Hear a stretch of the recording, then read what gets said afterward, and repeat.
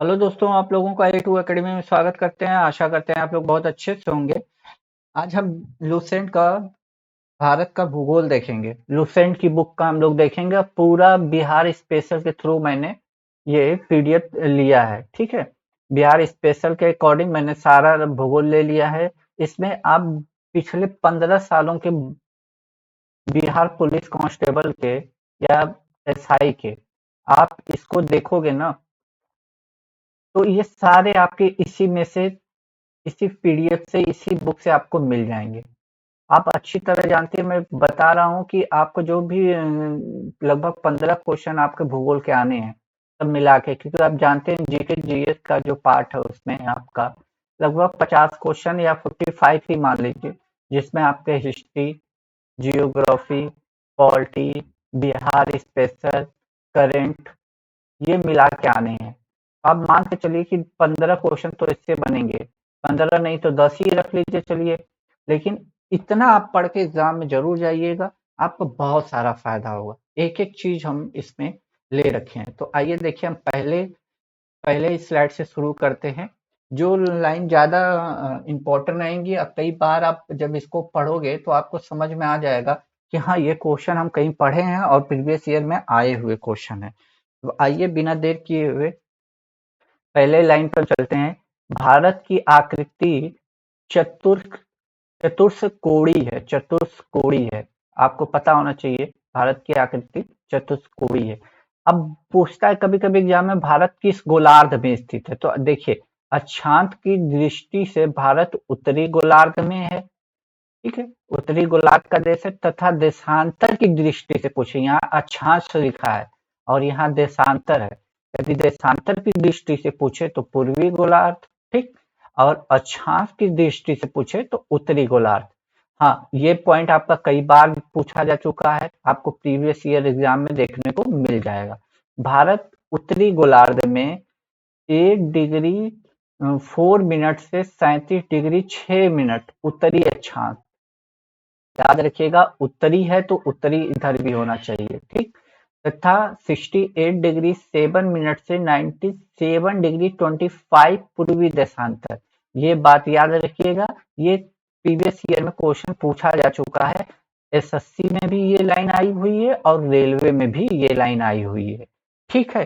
तो हम पूरा कवर लेके चल रहे हैं, तो सभी एग्जामों में ये फंसने वाली चीजें हैं, ठीक है। आइए आगे चलते हैं। अगला क्वेश्चन है, चलिए अगले स्लाइड पे चलते हैं। अब देखिए, ये क्वेश्चन कई बार आया है कि भारत का क्षेत्रफल। आपने जब भी भारत का भूगोल पढ़ते होंगे, इस लाइन को जरूर पढ़ते होंगे कि भारत का क्षेत्रफल कितना है। तो 32,87,263 वर्ग किमी ये लाइन भी आई हुई है। और ये लाइन भी आई हुई है कि भारत की दृष्टि से भारत विश्व में कौन सा स्थान रखता है? तो 60वां स्थान रखता है। ये भी जब भी आप भूगोल पढ़ते होंगे, इन पॉइंटों को आप जरूर पढ़ते होंगे।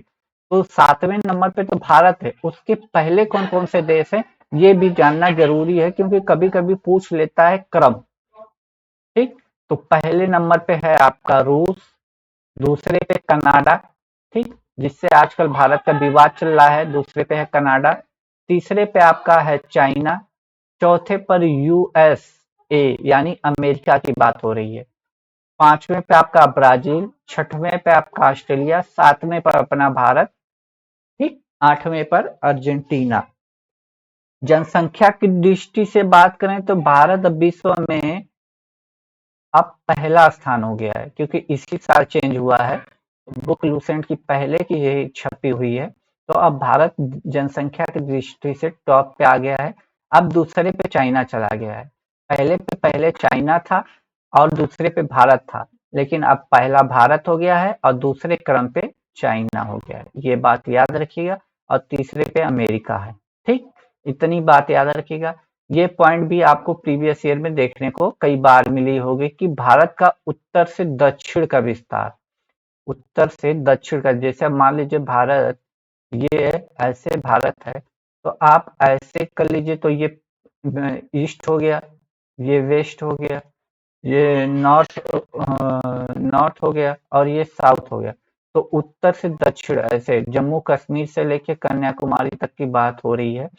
तो ये 3,214 किलोमीटर की बात होगी। और वहीं पूर्व से बात करें, अरुणाचल प्रदेश से गुजरात के हिस्से की बात करूं मैं, तो ये हो जाएगा 2,933 किलोमीटर। याद रखेंगे, 3,214 किलोमीटर दूर उत्तर से पूरब, अब पूरब से पश्चिम, सॉरी, उत्तर से दक्षिण की दूरी पूछे विस्तार तो 3,214 किलोमीटर, और पूरब से पश्चिम की बात करें तो 2,933 किलोमीटर दूर।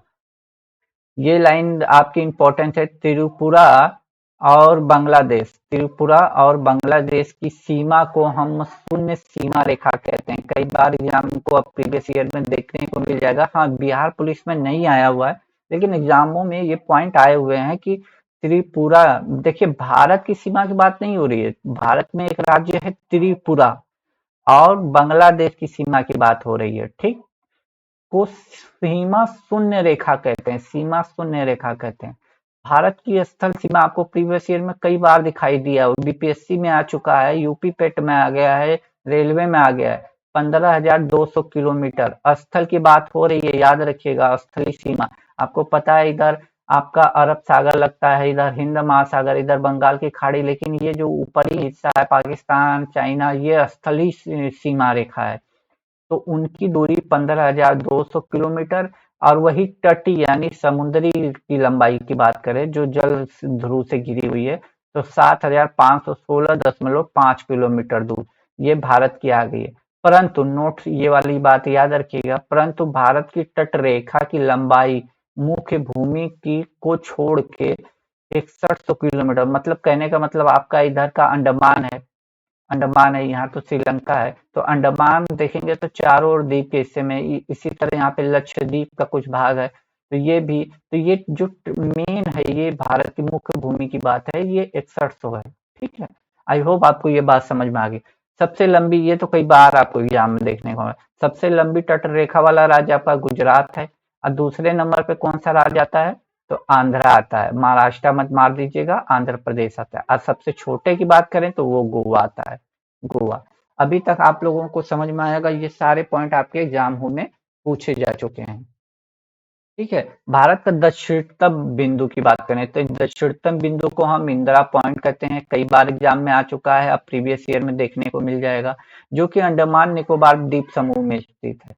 इसके पहले नाम पिगमेलियन पॉइंट था, पहले इसका नाम पिगमेलियन पॉइंट था। वहीं उत्तरी बिंदु की बात करूं, जो एकदम उत्तरी बिंदु जो लद्दाख में है, उसको हम इंदिरा कॉल कहते हैं, इंदिरा कॉल, जो कि लद्दाख में स्थित है, ठीक है। वहीं भारत की पश्चिमी बिंदु जो कि गुजरात में सर क्रीक कहते हैं, सर क्रीक, और जो अरुणाचल प्रदेश में है उसको हम किबीथू कहते हैं। तो ये चारों पाठ आपको रखना याद, ठीक है। भारत के 9 राज्य तट रेखा से लगते हैं, मतलब समुद्र से लगते हैं, ये पॉइंट भी आपको याद रखना है। ये सारे मैंने सिर्फ इम्पोर्टेंट, लूसेंट की तो बुक बहुत विस्तार में है, लेकिन मैंने एकदम छांट छांट के आप लोगों के लिए सिर्फ इम्पोर्टेंट चीजें लाया हूँ। देखिए कुछ पॉइंटों को आप देख लीजिएगा। संकोश नदी, जो संकोश नदी असम अरुणाचल प्रदेश के बीच सीमा बनाती है। कोलंबो पॉइंट, कोलंबो पॉइंट मुंबई में, ठीक। पॉइंट कालीमेरे तमिलनाडु में, पॉइंट पेडो जाफना श्रीलंका में। इन 4 पॉइंटों को रखिएगा।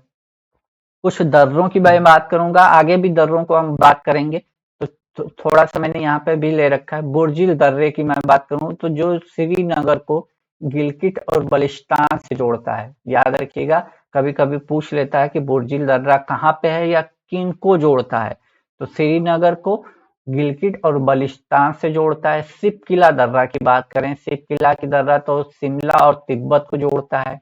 ये वो दर्रे हैं ना जो पड़ोसी देशों से लगते हैं, पड़ोसी देशों से, मतलब श्रीनगर, ये बलिस्तान देखेंगे या गिलगिट तो पाकिस्तान में है, तिब्बत आपका पड़ोसी देश जो कि चाइना के कब्जे में है।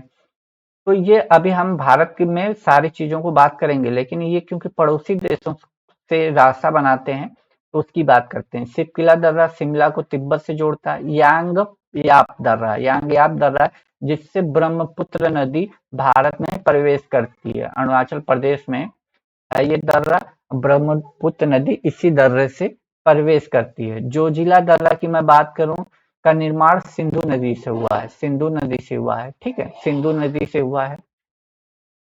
फिर किला दर्रा जो कि सतलज नदी, और जेपला दर्रा जो कि तीस्ता नदी।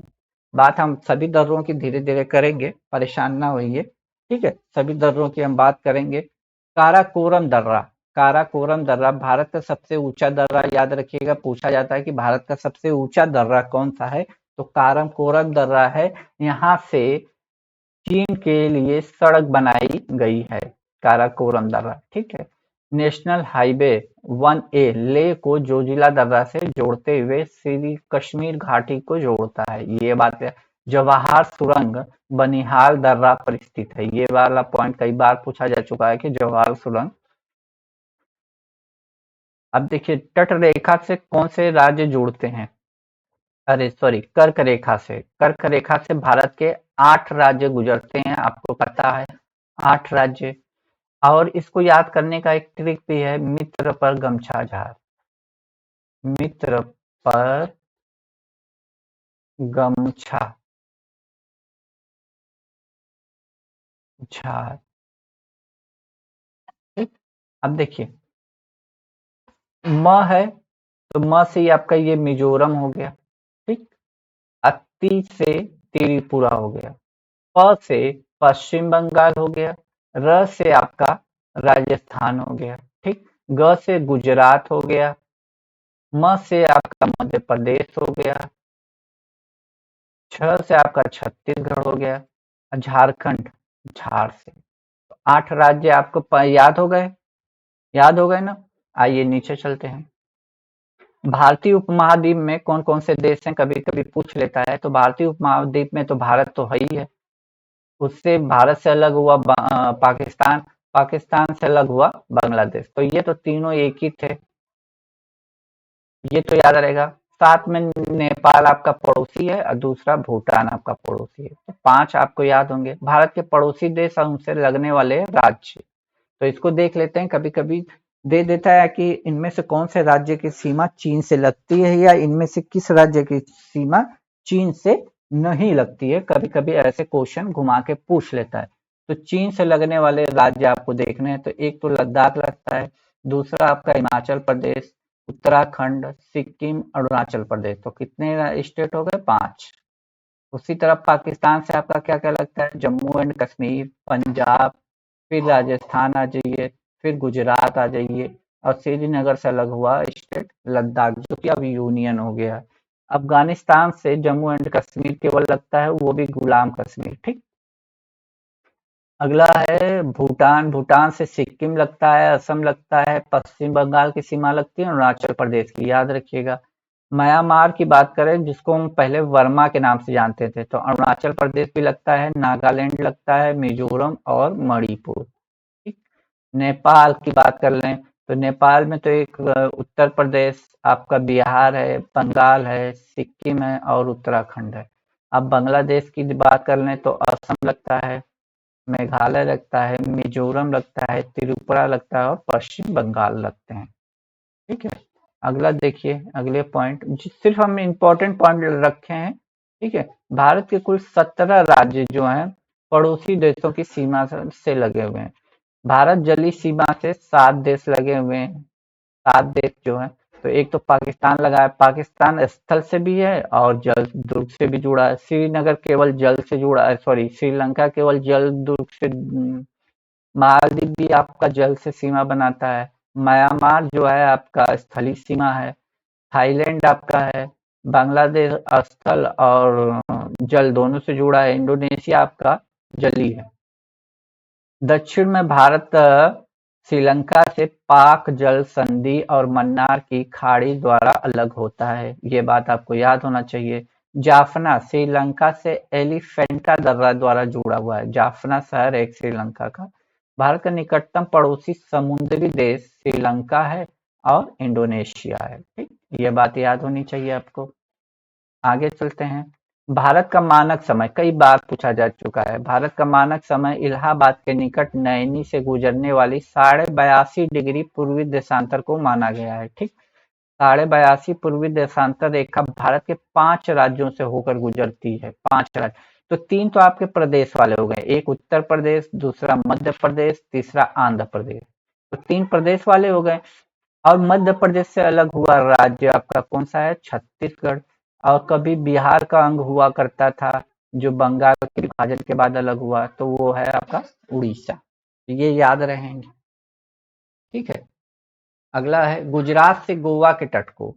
गुजरात राज्य से गोवा के तट को हम कोकर तट के नाम से जानते हैं, कभी कभी पूछ लेता है, ठीक है, कभी कभी पूछ लेता है। जैसे कि यहाँ गुजरात है, यहाँ फिर महाराष्ट्र है, फिर यहाँ से छोटा सा आपको गोवा देखने को मिलेगा। तो ये यहाँ से यहाँ के तट को हम, यहाँ से यहाँ के तट को हम कोकर तट कहते हैं, याद रखिएगा। फिर जब आप गोवा से केरला की तरफ, यहाँ पे केरला है ना, केरला के तट को हम कंकड़ तट कहते हैं। कन्ना हाँ, कंकड़ तट कहते हैं। कर्नाटक से केरल को, यहाँ जो कर्नाटक से केरल की बात हो रही है, तो मालाबार तट कहते हैं। इसी तरह आगे चलते हैं, इनके बंदरगाह देख लेते हैं। बंदरगाह से भी होता है, कांडला बंदरगाह आपका गुजरात में है, नवारोवा महाराष्ट्र में है, मारमागोवा गोवा में है, ठीक है, कोची आपका केरल में है, मुंबई जो कि भारत का सबसे बड़ा बंदरगाह है महाराष्ट्र में है, मंगलुरु आपका कर्नाटक में है, ठीक है। मंगलुरु पूर्वी तट की बात करें, कन्याकुमारी से कृष्णा डेल्टा की बात करें तो कोरोमंडल तट हम कहते हैं। गोदावरी डेल्टा से उत्तरी भाग को हम उत्तरी सरकार तट कहते हैं। पूर्वी तट के बंदरगाह की बात करें तो पारादीप आपका उड़ीसा में है, याद होगा, पारादीप आपका उड़ीसा। एन्नोर आपका तमिलनाडु में है। विशाखापट्टनम आंध्रा में है, आंध्र प्रदेश सबसे गहरा है। तूतीकोरिन ये भी तमिलनाडु में है। चेन्नई, चेन्नई यानी तमिलनाडु। कोलकाता पश्चिम बंगाल में है। अब कुछ झील की बात कर लेते हैं, ठीक है। चिल्का झील जो कि आपका उड़ीसा में है। पुलिकट झील आपका तमिलनाडु में है। कोलेरू झील आंध्रा में है। तो आइए नीचे पूरा स्लाइड है झीलों की, वहीं देख लेते हैं सब कुछ। देखिए, डल पहले हम जम्मू कश्मीर की झील की बात करेंगे। देखिए यहाँ तक है जम्मू कश्मीर की, सारी झीलों को मैंने ले रखा है। डल झील, बैरीनाग झील, शेषनाग झील, बूलर झील, मानस झील, अनंतनाग झील। तो ये सारे झील आपको जम्मू कश्मीर में मिलेंगे, ठीक है। ये इतने सारे जम्मू कश्मीर मिलेंगे। फिर केरल के 2 झीलों की मैं बात करूं, जो कि पेरियार कई बार पूछा जा चुका है। पेरियार झील केरल में और वेम्बनाड झील भी आपका केरल में। लोनार आपका महाराष्ट्र में एक झील है, पूछा जाता है, ठीक है। आपका उड़ीसा में चिल्का झील है, आपको पता है। मणिपुर में एक झील है लोकटक झील, ठीक, लोकटक झील है। जयसमंद, जयसमंद राजस्थान में। साबर झील कई बार पूछा जा चुका है, राजस्थान में। डिडवाना आपका राजस्थान में। पुष्कर राजस्थान में। खुरपाताल उत्तराखंड में। देवताल कई बार पूछा जा चुका है। नैनीताल भी, मालाताल भी, और राक्षस ताल झील, ये सब उत्तराखंड में है, ठीक है, उत्तराखंड में है। केलूरू झील आंध्रा में है, आंध्र प्रदेश में। पुलिकट तमिलनाडु और आंध्र प्रदेश के बॉर्डर पे है, ठीक। अब कुछ प्रयाग की बात कर लेते हैं, जो कभी कभी पूछ लेता है कि देव प्रयाग में किन नदियों का मिलन होता है। तो कभी कभी ऐसा पूछा, रथी और अलकनंदा जिस जगह मिलती है उसे क्या कहते हैं, तो उसे देव प्रयाग कहते हैं। तो देव प्रयाग में कौन कौन सी नदी मिलती है? भागीरथी और अलकनंदा, ठीक। कर्ण प्रयाग में कौन सी मिलती है? अलकनंदा और पिंडार नदी मिलती है। रुद्र प्रयाग में कौन सी? मंदाकिनी और अलकनंदा मिलती है। विष्णु प्रयाग में धौली गंगा और अलकनंदा मिलती हैं। नंद प्रयाग में नंदनी और अलकनंदा मिलती हैं। केदारनाथ की बात करें, जिसको हम शिवधाम भी कहते हैं, मंदाकिनी नदी के तट पर स्थित है, जहाँ शंकराचार्य की समाधि स्थल है, ठीक है। केदारनाथ, बद्रीनाथ, विष्णु धाम ये सब आते हैं एग्जाम में। बद्रीनाथ की बात करूं मैं, जहाँ विष्णु धाम है, अलकनंदा नदी पर स्थित है, और यह शंकराचार्य द्वारा स्थापित 4 पीठों में से एक है। भारत का भौगोलिक स्वरूप की बात कर लें, ठीक है। थोड़ा सा यहाँ पे फोटो सही नहीं आई है, फिर भी हम बोल दे रहे हैं। भारत की भौगोलिक आकृति को 4 भागों में बांटा गया है। ये 4 पॉइंट याद रखिएगा जो मैं नीचे बता रहा हूँ। उत्तर का हिमालय पर्वत श्रृंखला, प्रायद्वीपीय पठार, तटवर्ती मैदान और द्वीप समूह, और उत्तर भारत का मैदान, ये 4 हैं। हिमालय पर्वत भारत की उत्तरी सीमा पर स्थित है। इसको आकृति त्रिभुजाकार है, ठीक, त्रिभुजाकार है। आगे, इस पर्वत श्रृंखला की उत्पत्ति थेसिस सागर पर प्लेट टेक्टोनिको सिद्धांत के आधार पर हुई है। प्लेट वितरणी सिद्धांत के अनुसार इंडियन एंड यूरेशियन प्लेटों के टकराव से हिमालय का निर्माण हुआ है। विश्व का नवीनतम पर्वत श्रृंखला है। भारत की उत्तरी सीमा पर स्थित हिमालय पर्वत श्रृंखलाएं विश्व की सबसे ऊंची है, ठीक है। ट्रांस हिमालय की बात कर लेते हैं, यहाँ से क्वेश्चन बनता है। K2 आपने या गॉडविन ऑस्टिन का नाम आपने कई बार प्रीवियस ईयर में देखा होगा। ट्रांस हिमालय महान हिमालय के उत्तर में तिब्बत में स्थित है। भारत की सबसे ऊंची चोटी K2 गॉडविन ऑस्टिन है, जो काराकोरम श्रेणी में स्थित है। बृहद हिमालय की बात करूं, लघु हिमालय से मेन सेंट्रल ट्रस्ट द्वारा अलग होता है। माउंट एवरेस्ट विश्व की सबसे ऊंची चोटी है। इसे तिब्बती भाषा में चोमोलुंगमा और नेपाल में सागरमाथा कहते हैं। याद रखिएगा, तिब्बत में चोमोलुंगमा और नेपाल में सागर। मध्य हिमालय महान हिमालय के दक्षिण में स्थित है। लघु हिमालय की ढालों पर पाए जाने वाले छोटे छोटे घास के मैदान को कश्मीर में मर्ग कहते हैं, गुलमर्ग, सोनमर्ग, ठीक है। आगे चलते हैं। अभी मेन पॉइंट नीचे है दोस्तों, ठीक है। शिवालिक को में जम्मू पहाड़ियां, अरुणाचल प्रदेश में डाफला, मिसली, मीरी, ओबोर पहाड़ियों के नाम से जाना जाता है। लघु हिमालय शिवालिक हिमालय श्रेणी के बीच कई घाटियां पाई जाती हैं, जिससे द्वार, हरिद्वार, कोटद्वार या देहरादून कहा जाता है। ये पॉइंट इंपॉर्टेंट है। जो इंपॉर्टेंट पॉइंट रहेगा वही मैं बता दूंगा। पूछा जाता है सबसे प्राचीन पर्वतमाला कौन सी है, तो वो अरावली है, जो कि आपका राजस्थान में स्थित है और ये भारत की सबसे प्राचीन पर्वतमाला है। याद रखिएगा। नवीनतम पर्वतमाला पूछे तो वो हिमालय है। अरावली पर्वतमाला का सबसे ऊंची चोटी जो है वो गुरु शिखर है, ठीक है। लूनी नदी कच्छ के रण में गायब हो जाती है। कई बार ये पॉइंट पूछा गया है। ये तीनों पॉइंट, ये पॉइंट, ये पॉइंट, ये पॉइंट तीनों कई बार पूछे जा चुके हैं। अब नदियों के बसे किनारे शहर की बात कर लेते हैं। पूछ लेता कि आगरा किस नदी के तट पर बसा है, तो आगरा आपको पता है यमुना नदी के तट पर। दिल्ली भी यमुना नदी के तट पर। बद्रीनाथ अलकनंदा नदी पर। हरिद्वार गंगा नदी, कानपुर गंगा नदी के तट पर है। आगे चलते हैं। प्रयागराज आपका गंगा, जमुना, सरस्वती के संगम पर स्थित है। कन्नौज आपकी गंगा नदी, श्रीनगर झेलम नदी के तट पे है। सूरत आपका ताप्ती नदी है। मथुरा आपकी यमुना नदी के किनारे है। बरेली रामगंगा है। अहमदाबाद साबरमती नदी के। जमशेदपुर स्वर्ण रेखा कटक महानदी के तट पर है। नासिक आपका गोदावरी के तट पर है। जौनपुर गोमती नगर के तट पर। वाराणसी गंगा नदी के तट पे है, ठीक है। आगे चलते हैं। लुधियाना आपका सतलज नदी। विजयवाड़ा कृष्णा नदी। उज्जैन क्षिप्रा नदी। हैदराबाद मूसी नदी। संबलपुर महानदी। कुन्नूर आंध्र प्रदेश तुंगभद्रा नदी के किनारे। कोलकाता हुगली नदी के किनारे। कोटा राजस्थान का शहर है, चंबल नदी के किनारे। जबलपुर नर्मदा नदी के किनारे। गुवाहाटी ब्रह्मपुत्र। डिब्रूगढ़ ब्रह्मपुत्र। लखनऊ गोमती। अयोध्या सरयू नदी के किनारे। और श्रीरंगपट्टनम कावेरी नदी के। तिरुचिरापल्ली कावेरी नदी। रेल परिवहन की बात करें तो इसके बारे में आप हिस्ट्री में भी पढ़ते होंगे, लेकिन मेन की पॉइंट हम पढ़ देते हैं, ठीक है। भारतीय रेल एशिया की दूसरी सबसे बड़ी रेल है और विश्व की चौथी सबसे बड़ी रेल नेटवर्क है। अमेरिका दुनिया का सबसे बड़ा रेल नेटवर्क वाले देशों की सूची में प्रथम स्थान पे आता है। दूसरे पे चाइना आता है। तीसरे पे रशिया आता है।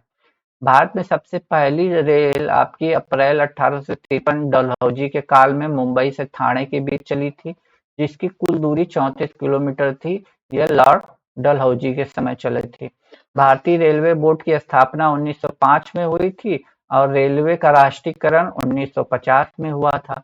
भारत में सबसे पहले मेट्रो रेल कोलकाता में 1984 ईस्वी में चली थी, ठीक। दिल्ली में मेट्रो रेल का प्रारंभ 25 दिसंबर 2000 में किया गया था। मेट्रो 30,000 से सहदरा तक चलाई गई थी। उस समय प्रधानमंत्री अटल बिहारी वाजपेयी थे। मेट्रो जापान और दक्षिण कोरिया के सहयोग से चलाई गई थी। ठीक है, ये उतना इम्पोर्टेंट पॉइंट नहीं था। वायु परिवहन भी उतना इम्पोर्टेंट नहीं है, लेकिन फिर भी हम थोड़ा सा देखेंगे क्योंकि कभी कभी आ जाता है। भारत में वायु परिवहन की शुरुआत 1911 में हुई थी, इलाहाबाद से नैनी के बीच हुई थी। एयर इंडिया का मुख्यालय नई दिल्ली में है। ठीक है, एयर इंडिया विदेशों के लिए सेवाएं उपलब्ध कराती है। थोड़ा सा एयरपोर्ट कभी कभी पूछ लेता है दोस्तों, तो मैं पढ़ देता हूँ थोड़ा सा। यहाँ पे आपको विजुअल नहीं होगा, फिर भी मैं कोशिश कर दूंगा, पूरा पढ़ दूंगा, आपको दिक्कत नहीं होगी। इंदिरा गांधी अंतर्राष्ट्रीय हवाई अड्डा नई दिल्ली में, राजीव गांधी अंतर्राष्ट्रीय हवाई अड्डा हैदराबाद में, छत्रपति शिवाजी हवाई अड्डा मुंबई में, सुभाष चंद्र बोस हवाई अड्डा कोलकाता में, अन्ना अंतर्राष्ट्रीय हवाई अड्डा चेन्नई में, चौधरी चरण सिंह हवाई अड्डा लखनऊ में, सरदार वल्लभ भाई पटेल हवाई अड्डा अहमदाबाद में, डॉक्टर अंबेडकर हवाई अड्डा नागपुर में, गुरु रामदास हवाई अड्डा अमृतसर में, वीर सावरकर हवाई अड्डा पोर्ट ब्लेयर में, डाबोलियम हवाई अड्डा गोवा में, गोपीनाथ बारदोली हवाई अड्डा गुवाहाटी में, देवी अहिल्या होलकर हवाई अड्डा इंदौर में, शेख आलम हवाई अड्डा श्रीनगर में, लाल बहादुर शास्त्री हवाई अड्डा वाराणसी में। सड़क परिवहन की बात करें तो थोड़ा सा इसके बारे में भी जान लेते हैं। भारत में विश्व का सबसे बड़ा सड़क के वाले देशों में दूसरे स्थान पर आता है। अमेरिका विश्व में प्रथम स्थान पर यहाँ पे भी है। कुल आयात का मतलब यातायात का 40% भाग राष्ट्रीय मार्ग से संपन्न होता है। भारत का सबसे लंबा राष्ट्रीय मार्ग 44 है, जो कि श्रीनगर से होकर कन्याकुमारी में समाप्त होता है। ये इतना याद रखिएगा। ठीक है, जिसकी कुल लंबाई इतना याद रखिएगा, 3475 किलोमीटर दूर। हम सिर्फ इम्पोर्टेंट इम्पोर्टेंट पॉइंट बताते हैं। राष्ट्रीय राजमार्ग 1, राष्ट्रीय राजमार्ग 2 को ग्राउंड ट्रक रोड भी कहा जाता है। भारत का सबसे छोटा राष्ट्रीय राजमार्ग 47A है, ठीक है, जो 6 किलोमीटर दूर लंबा है। राष्ट्रीय मार्ग का नियंत्रण केंद्रीय लोक निर्माण विभाग द्वारा किया जाता है। राष्ट्रीय राजमार्ग 15 राजस्थान के मरुस्थल से होकर गुजरता है। सोनी चतुर्भुज 4 महासागरों को, भारत के 4 महासागरों को, दिल्ली, मुंबई, कोलकाता, चेन्नई को जोड़ा गया था। ठीक। यहाँ पे आपके कुछ राष्ट्रीय राजमार्ग दिए हैं, तो ये उतना इम्पोर्टेंट नहीं है। हाँ, जल मार्ग कभी कभी पूछ लेता है, तो इसके बारे में आइए देख लेते हैं। केंद्रीय जल प्राधिकरण की स्थापना 1987 ईस्वी में की गई थी, जिसका मुख्यालय कोलकाता में है। जल मार्गों को दो भागों में बांटा गया है। आंतरिक जल मार्ग, जिसका परिवहन नदियों, नहरों, झीलों द्वारा होता है, और सामुद्रिक, जो समुद्र की भारत की संपूर्ण प्रायद्वीपीय तट का काफी महत्वपूर्ण भाग है। सबसे ज्यादा पूछे जाने वाला राष्ट्रीय जल मार्ग संख्या 1, ये कई बार एग्जाम में पूछा जा चुका है, तो इसको ये आप इम्पोर्टेंट मान लीजिए। प्रयागराज से हल्दिया के जल मार्ग 22 अक्टूबर 1986 को राष्ट्रीय घोषित किया गया था। यह जल मार्ग है, इसकी लंबाई 1620 किलोमीटर दूर है। ठीक, ये आपको पहला ही यहाँ से याद रखना है, ज्यादा याद नहीं रखना है। बंदरगाह हम लोग पीछे पढ़ ही चुके हैं। ठीक, बंदरगाह हम लोग पढ़ ही चुके हैं, तो बंदरगाह की नहीं है। आगे देखते हैं, अभ्यारण्य की बात करते हैं। अभ्यारण्य पलामू झारखंड में, दालमा झारखंड में, हजारीबाग वन्यजीव अभ्यारण्य झारखंड में, गिर वन अभ्यारण्य गुजरात में, नल सरोवर गुजरात में, कैमूर बिहार में। याद रखिए बिहार में एक ही है बस। कॉर्बेट, कॉर्बेट राष्ट्रीय उद्यान उत्तराखंड में, दुधवा उत्तर प्रदेश में, चंद्रप्रभा उत्तर प्रदेश में, बांदीपुर कर्नाटक में, सोमेश्वर कर्नाटक में, तुंगभद्रा कर्नाटक में, मानस काजीरंगा असम में, सरिस्का आपका राजस्थान, सरिस्का है, रणथंभौर है, कुंभलगढ़ है, ये तीनों राजस्थान में। पेंच राष्ट्रीय उद्यान मध्य प्रदेश और महाराष्ट्र दोनों में है। चिल्का उड़ीसा में, सिमलीपाल उड़ीसा में, इंदिरा गांधी तमिलनाडु में, मधुमलाई तमिलनाडु में, पेरियार केरल में, परामल्लीकुलम भी केरला में है। ठीक है, कान्हा किसली मध्य प्रदेश में, पंचमढ़ी मध्य प्रदेश में, बांधवगढ़ आपका मध्य प्रदेश में, नागरहोल आपका राजीव गांधी कर्नाटक, नागरहोल आपका राजीव गांधी कर्नाटक, सुल्तानपुर राष्ट्रीय उद्यान आपका हरियाणा में, रोहिला राष्ट्रीय उद्यान हिमाचल प्रदेश में। ठीक है, यहाँ तक आपका हो गया। तो यहाँ से एक क्वेश्चन आपका जरूर बनता है। सुंदरवन की बात कर लेते हैं। सुंदरबन आपका पश्चिम बंगाल में, भगवान महावीर गोवा में, केवलादेव राजस्थान में, डब्बा मिजोरम में, डाची ग्राम राष्ट्रीय उद्यान और सलीम अली दोनों जम्मू कश्मीर में। प्रोजेक्ट टाइगर की शुरुआत इंदिरा गांधी ने 1973 ईस्वी में की थी। नाम दफा नेशनल पार्क अरुणाचल प्रदेश में स्थित है। विश्व की सर्वाधिक ऊंचाई पर है। ठीक है, अरुणाचल प्रदेश। सर्वाधिक बाघ मध्य प्रदेश के राज्य में इसे टाइगर स्टेट भी कहते हैं। जिम कॉर्बेट रामगंगा नदी बहती है। कई बार पूछा चुका है कि जिम कॉर्बेट नेशनल पार्क से कौन सी नदी निकलती है, तो रामगंगा। रेड डाटा बुक, ये भी कई बार पूछा जा चुका है। तो ये विलुप्त पशु पक्षियों पौधों के बारे में जानकारी एकत्रित की जाती है इसी में।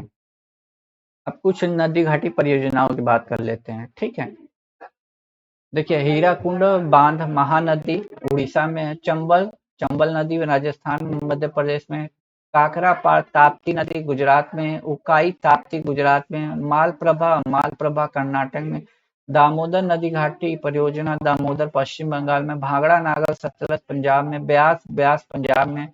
तुंगभद्रा कर्नाटक में। मयूराक्षी पश्चिम बंगाल में। नागा अर्जुन कृष्णा आंध्र प्रदेश में। गंडक परियोजना, ये देखिए यूपी और बिहार की सम्मिलित परियोजना है। ठीक है, फरक्का गंगा भागीरथी पश्चिम बंगाल में है।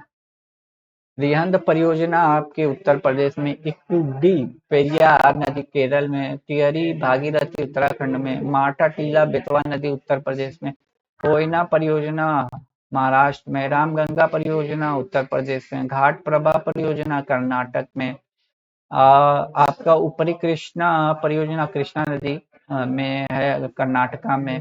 भीम परियोजना आपका पौना महाराष्ट्र में। जायकवाड़ी परियोजना गोदावरी नदी। तो ऊपर का जो मैंने 8-10 बताया ना, वो एग्जाम में रिपीटेड होते हैं। ये एक्स्ट्रा रखा था तो मैंने कहा चलो एक है।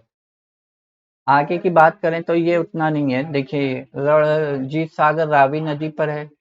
जो इम्पोर्टेंट है तुलबुल परियोजना रेलवे में कई बार आया। झेलम नदी जम्मू कश्मीर में। दुलहस्ती परियोजना चिनाव में जम्मू कश्मीर में। बलगरिहार परियोजना चिनाव जम्मू कश्मीर में। तिलैया बांध बराकर नदी झारखंड में है।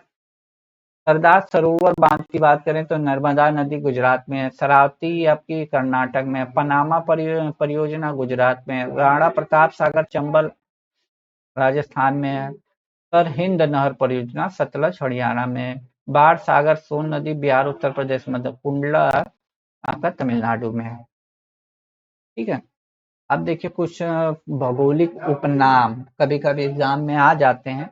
तो ईश्वर का निवास प्रयागराज को कहते हैं। 5 नदियों की भूमि पंजाब को कहते हैं। 7 टापुओं का नगर मुंबई को। अंतरिक्ष का शहर बंगलुरु को। डायमंड हार्बर कलकत्ता को। भारत का प्रवेश द्वार मुंबई को। पूर्व का वेनिस कोची को। भारत का पीटरबर्ग जमशेदपुर। भारत का मैनचेस्टर अहमदाबाद। मसालों का बगीचा केरल।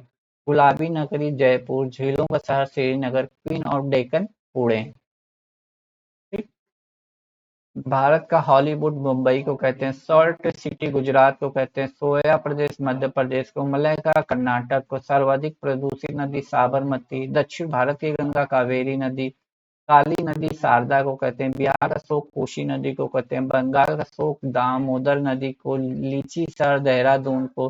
ब्लू माउंटेन नीलगिरी की पहाड़ियां। एशिया की अंडों की टोकरी आंध्र प्रदेश को। ठीक है, नदियों के उपनाम और मानसरोवर मतलब कहाँ से निकलते हैं, तो सतलज नदी मानसरोवर झील से निकलती है। गंगा आपकी गंगोत्री से निकलती है। सिंधु मानसरोवर झील तिब्बत से निकलती है।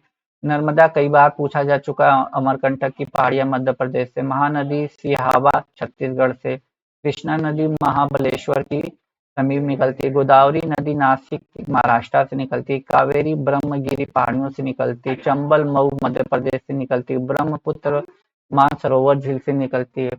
तिब्बत मुल्ताई से निकलती है। लूनी अरावली की पहाड़ी से निकलती है। सोन अमरकंटक की पहाड़ियां से। यमुना यमुनोत्री से। रावी रोहतास से। ब्यास हिमाचल प्रदेश से। झेलम वेरीनाग श्रीनगर कश्मीर से निकलती है। गंगा नदी गोमती नदी ये तो हम बता देते हैं। ठीक है, आइए अब थोड़ा सा हम जनजातियों के बारे में बात कर लेते हैं। भारत की सबसे बड़ी जनजाति भील जनजाति है। ठक्कर बाबा को आदिवासियों का मसीहा कहा जाता है। टोडा जनजाति नीलगिरी की पहाड़ियों पर पाई जाती है। थारू जनजाति दिवाली का शोक का त्योहार मनाती है, ये कई बार पूछा जाएगा। नागा जनजाति मिथुन त्योहार है, ठीक है। ये है, ये देख लेते हैं कुछ खनिज संपदा। तांबा आपका मध्य प्रदेश में मिलता है, लौह एक्स उड़ीसा में, मैग्नीज उड़ीसा में, बॉक्साइट उड़ीसा में, पेट्रोलियम राजस्थान में, कोयला झारखंड में, अभ्रक आंध्रा में, जस्ता आपका राजस्थान में, यूरेनियम आंध्र प्रदेश में, सोना कर्नाटक में, चांदी राजस्थान में, टिन छत्तीसगढ़ में, थोरियम केरल में, सीसा राजस्थान में, हीरा मध्य प्रदेश में मिलता है, ठीक है। अब उद्योग की बात कर लें, कुछ उद्योग की। भारत में लौह इस्पात कारखाना उल्टी पश्चिम बंगाल में बराकर नदी के तट पर स्थापित। भारत में एल्युमिनियम का कारखाना 1937 में पश्चिम बंगाल जेके नगर में स्थापित किया था। Steel authority of India SAIL की स्थापना 1973 में की गई थी। भारत में पहली सूती वस्त्र का कारखाना 1853 में मुंबई में स्थापित किया गया था। कपड़ा उद्योग भारत का सबसे प्राचीन उद्योग है। मुंबई को भारत के सूफी वस्त्रों की राजधानी भी कहा जाता है। देखिए, ये जूट का पहला कारखाना 1859 में कोलकाता के समीप रिसरा में की गई थी। जूट को सोने का रेशा भी कहा जाता है। भारत में चीनी की पहली मिल 1903 में प्रतापपुर उत्तर प्रदेश में स्थापित की गई थी। भारत में सीमेंट बनाने वाला कारखाना 1904 में मद्रास में लगाया गया था, जो कि असफल रहा था, ठीक है। भारत में सीमेंट का पहला सफल कारखाना गुजरात के पोरबंदर में लगाया गया था। मध्य प्रदेश के सतना कट्टी में प्रसिद्ध है। कागज का पहला कारखाना 1879 में लखनऊ में लगाया गया था। अगला क्वेश्चन है, होशंगाबाद मध्य प्रदेश में नोट छापने के कागज बनाने के लिए प्रसिद्ध है। मध्य प्रदेश में नेपा नग अखबारी कागज के लिए प्रसिद्ध है। भारत में ऊनी वस्त्र की पहली 1876 में कानपुर में शुरू की गई थी, ठीक है। आगे चलते हैं। भारत की प्रमुख खान Digboi Assam petroleum, Bombay high petroleum, Singhbhumi Jharkhand, Raniganj Paschim Bengal कोयला, झरिया झारखंड कोयला, खेतड़ी राजस्थान तांबा, कोडरमा झारखंड अभ्रक, कोलारहट्टी कर्नाटक सोना, पन्ना मध्य प्रदेश हीरा है, ठीक है। तो ये आपके जियोग्राफी के आर्ट्स के पार्ट थे।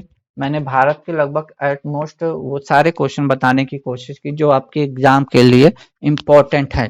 यदि आज की क्लास अच्छी लगी हो दोस्तों, तो वीडियो को जरूर लाइक शेयर सब्सक्राइब कीजिएगा।